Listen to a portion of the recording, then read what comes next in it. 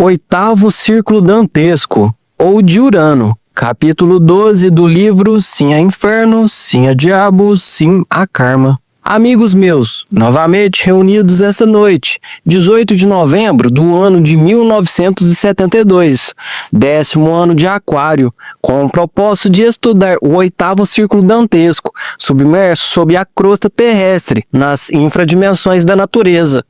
Ao entrar nas explicações, temos que começar por repassar o que já dissemos em outros textos com relação ao tantrismo negro. Obviamente, existem 3 tipos de tantrismo. Primeiro, tantrismo branco. Segundo, tantrismo negro. Terceiro, tantrismo cinza. Os indostânicos nos falam francamente sobre a serpente ígnea de nossos mágicos poderes, esse poder eletrônico solar que ascende pela medula espinhal dos ascetas. É claro que o forrate transcendente se desenvolve exclusivamente com o tantrismo branco. A chave a temos dado em nossos livros anteriores. Não obstante, repeti-la-emos. Conexão com Ligan Ione, falo útero, sem ejaculação do sêmen sagrado. Tantrismo negro é diferente. Existe conexão do Ligan Ione, ritos mágicos e ejaculação seminal. O resultado, neste caso concreto, é o despertar da serpente ígnea em sua forma estritamente negativa. É evidente que o fogo sagrado no tantrismo negro precipita-se desde o cóccix até os infernos atômicos do homem. Então aparece a cauda de Satã, o abominável órgão condatiguador. Tantrismo cinza tem outros propósitos, gozo animal sem anelos transcendentes. Ocupar-nos-emos agora, pois, de forma explícita, do abominável órgão condatiguador. Existem 2 serpentes. A primeira, a do tantrismo branco, é a serpente de bronze que sanava os israelitas no deserto, ascendendo vitoriosa pelo caminho medular espinhal. A segunda é a serpente tentadora do Éden, a horrível Biton, que se arrastava pelo lodo da terra e que Apolo, irritado, feriu com seus dardos. A primeira, a serpente de bronze, o fogo ascendente, tem o poder de despertar os chakras da espinha dorsal.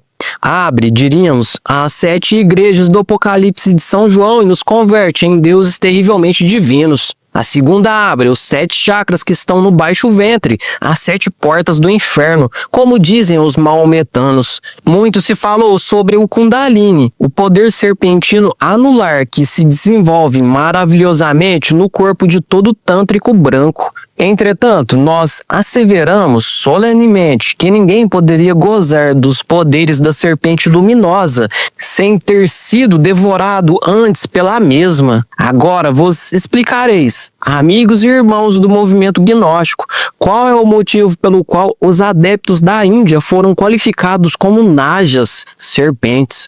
Os grandes hierofantes da Babilônia, Egito, Grécia, Caldeia, etc., chamavam-se a si mesmos serpentes.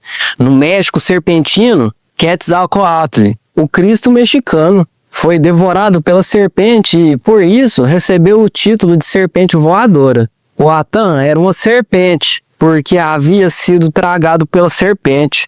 Resulta palmar e manifesto que o matrimônio profundo, a fusão integral da Mãe Divina com o Espírito Santo, quer dizer, da cobra ígnea de nossos mágicos poderes com Shiva, o terceiro Logos, o arquierofante e o arquimago, só é possível quando tivermos sido devorados pela cobra.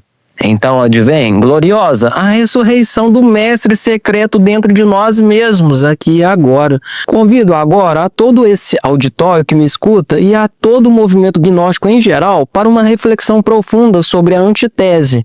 É inquestionável que a horrível serpente Piton é o oposto negativo e fatal. A sombra, diríamos, a antitese radical da serpente de luz. Indubitavelmente, no abismo, a verdade se disfarça de trevas.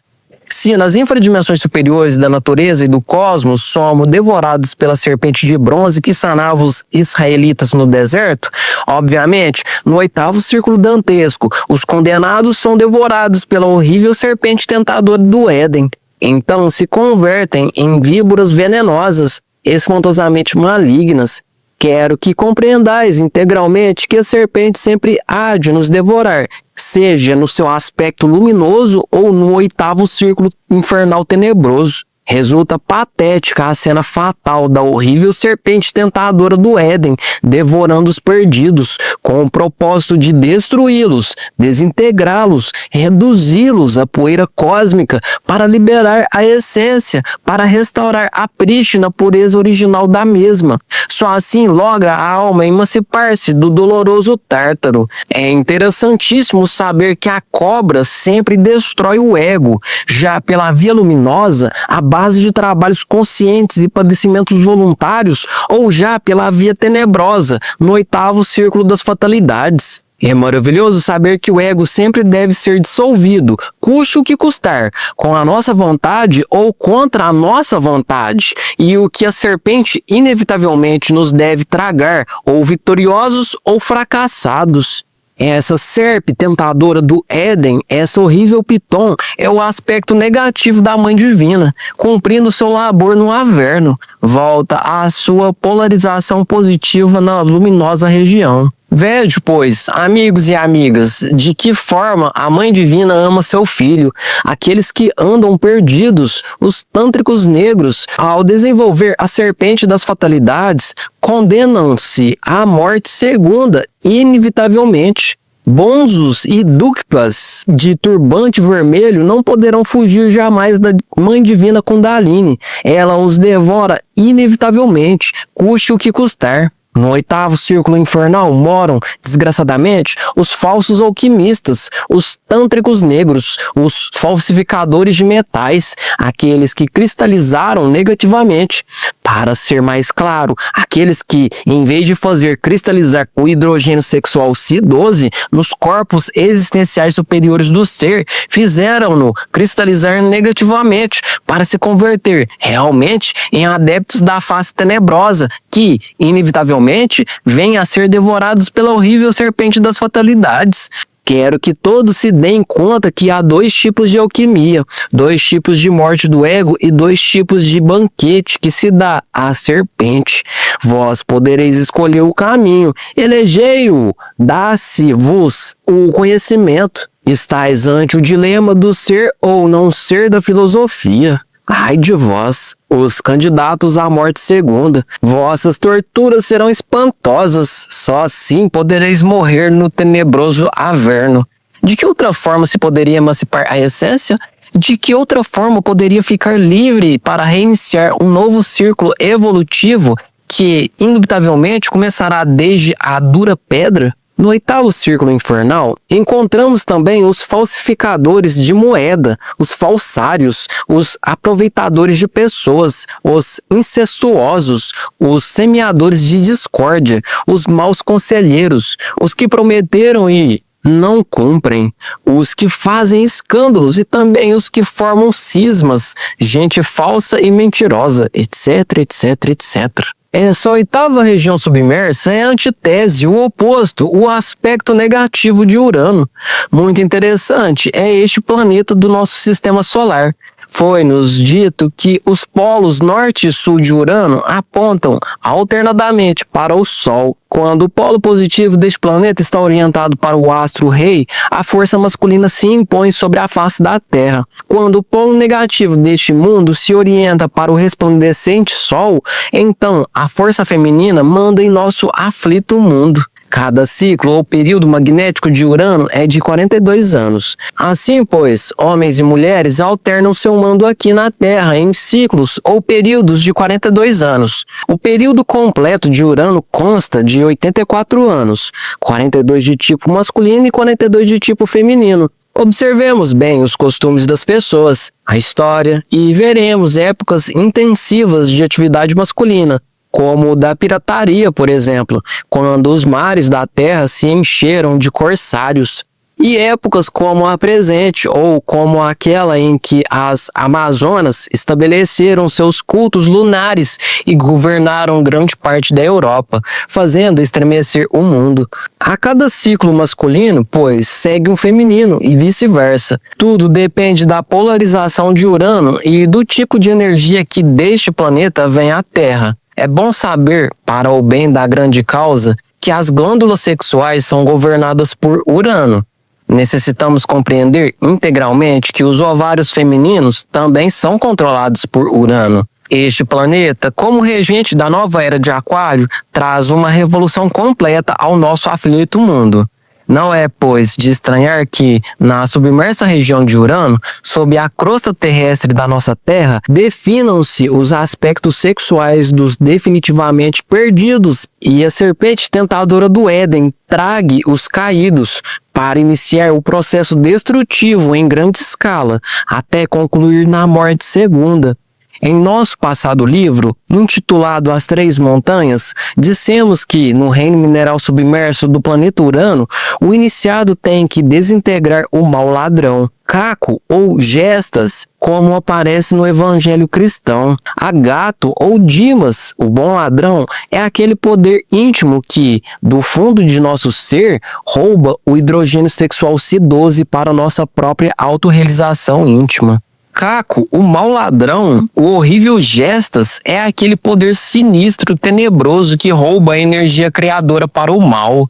Não é demais informar que o abominável órgão condatiguador, resultado do mau uso da energia criadora roubada por Caco, não somente se desenvolve nos alquimistas negros ou tântricos tenebrosos, senão também nos decidamente perdidos, ainda que estes não tivessem nenhum conhecimento mágico. Passando agora à esfera antitética de Urano, nos fundos abismais do planeta Terra, pela lei de contrastes e de analogia dos contrários e de simples correspondência, também deve ser destruído o horripilante Caco. Vejam vocês, pois, senhores e senhoras, esses aspectos luminosos e tenebrosos antitéticos, de que forma se correspondem e de que modo se desenvolvem. Pergunta: a serpente tentadora do Éden é a mesma serpente sagrada, mestre? Resposta: meu estimável fráter, muito interessante me parece sua pergunta e me apresso em responder-lhe. É claro que, no Averno, a verdade se disfarça de trevas. Resulta algo insólito saber que a cobra pode polarizar-se de forma positiva ou negativa.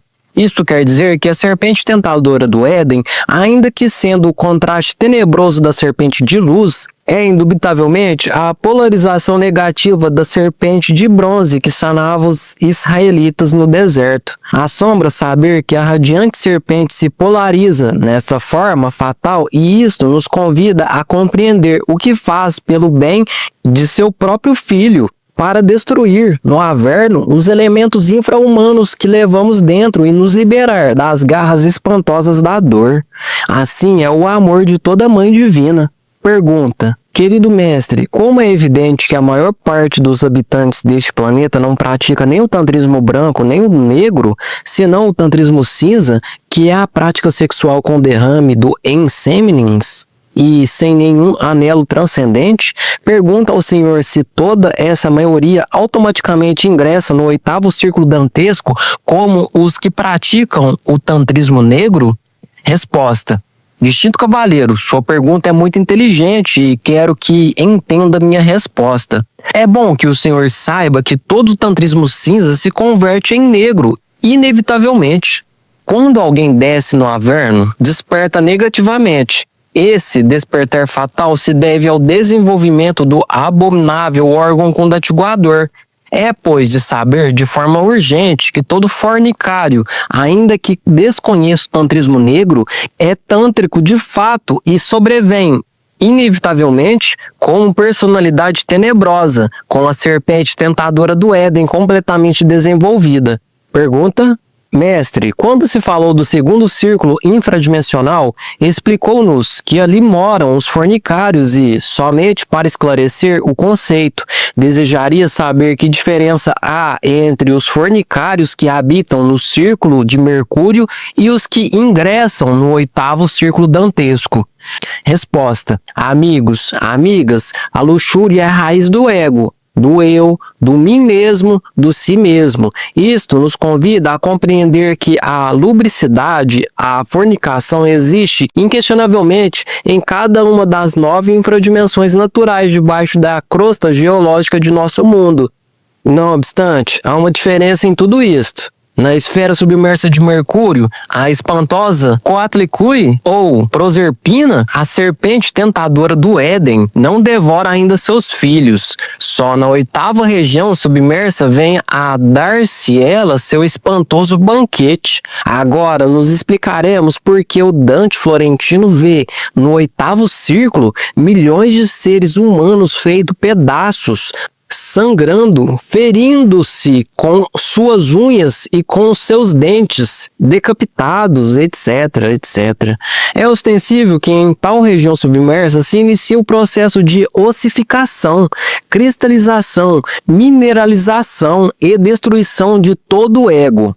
Pergunta: venerável mestre, é verdadeiramente impressionante a narração que o senhor nos fez sobre o amor da Divina Mãe, que já seja no aspecto de luz ou no de trevas, libera seu filho, a essência, inclusive pela via da mais tremenda dor, dentro das entranhas da terra.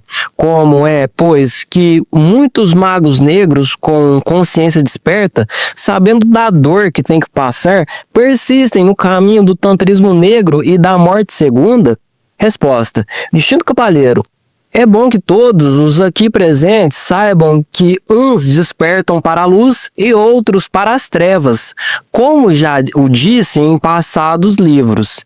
Não obstante, existe uma diferença radical entre os que despertam positivamente e os que fazem de forma negativa. Indubitavelmente, os perdidos, aqueles que despertaram no mal e para o mal, mesmo sabendo que devem evoluir nas entranhas do mundo até a morte segunda, antes de lograr a restauração da prístina pureza original do material psíquico, não se arrependem do caminho escolhido, porque fizeram de sua involução e da roda fatal do Sansara uma religião, uma mística. Não é demais informar a este auditório que os adeptos da mão esquerda têm templos nas regiões submersas, onde rendem culto ao aspecto negativo da serpente. Certamente, esses seres infra-humanos jamais desconhecem a sorte de que lhes está reservada. Ao contrário, desejam apressá-la para emancipar-se e sair livres à luz do sol, com o propósito de voltar a começar uma nova evolução, que haverá de se reiniciar, como já disse, começando pela dura pedra e continuando pelo vegetal e o animal, até reconquistar o estado de humanoide intelectual. Quando alguém conversa com Javé, pode evidenciar claramente que os perdidos aborrecem o logo solar e que se acham plenamente enamorados da roda do Sansara, círculo vicioso e fatal. Pergunta: não compreendo, venerável mestre, como é possível que um habitante desta infradimensão submersa do 8º círculo dantesco, cuja essência engarrafada no tremendo eu da luxúria, possa nem sumariamente despertar consciência, já que, para que isto suceda, a essência deve estar liberada do ego? Resposta: distinto cavalheiro, repito o que antes já dissera, que uns despertam para a luz e outros para as trevas.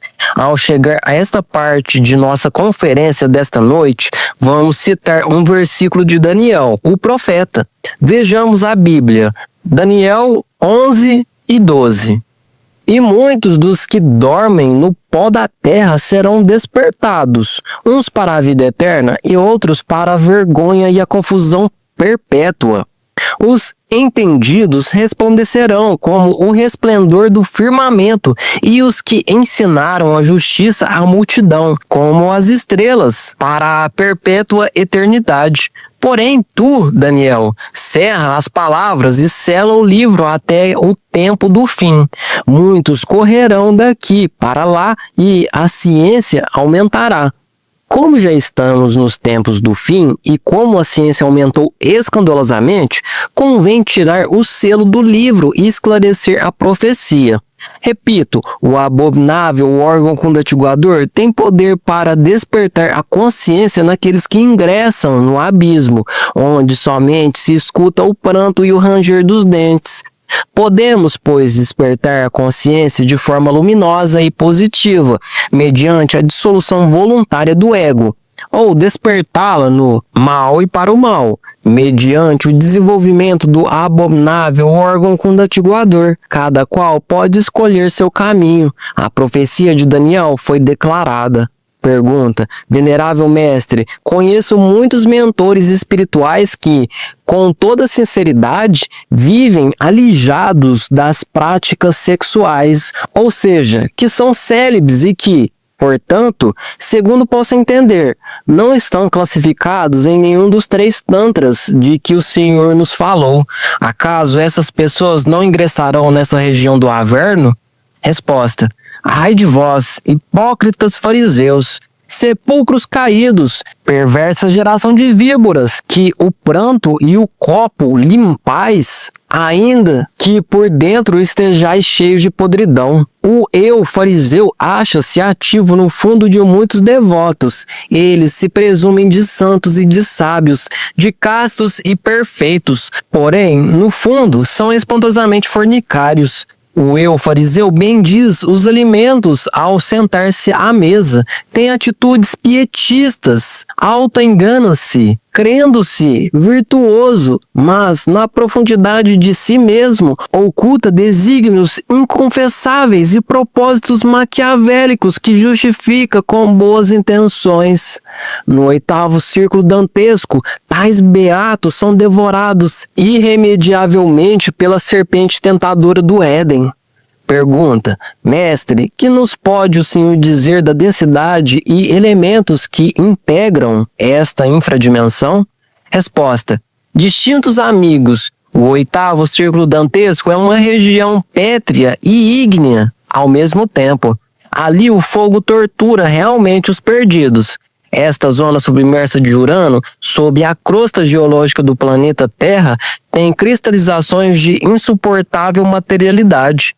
Não é demais recordar com inteira claridade que a sombra que, na mencionada zona, cada átomo leva em seu ventre 768 átomos do sagrado Sol absoluto. Assim, pois, cada átomo destes é terrivelmente denso e, por isso, não é de se estranhar que nessa região a materialidade é ainda mais densa que nos 7 círculos anteriores. Igual número de leis, 768, controla todas as atividades do 8º círculo infernal e, por isso, a vida nessa zona submersa do Averno resulta demasiado complicada e difícil. Por conseguinte, os sofrimentos se intensificam terrivelmente na zona tenebrosa do aspecto negativo de Urano, sob a epiderme da Terra.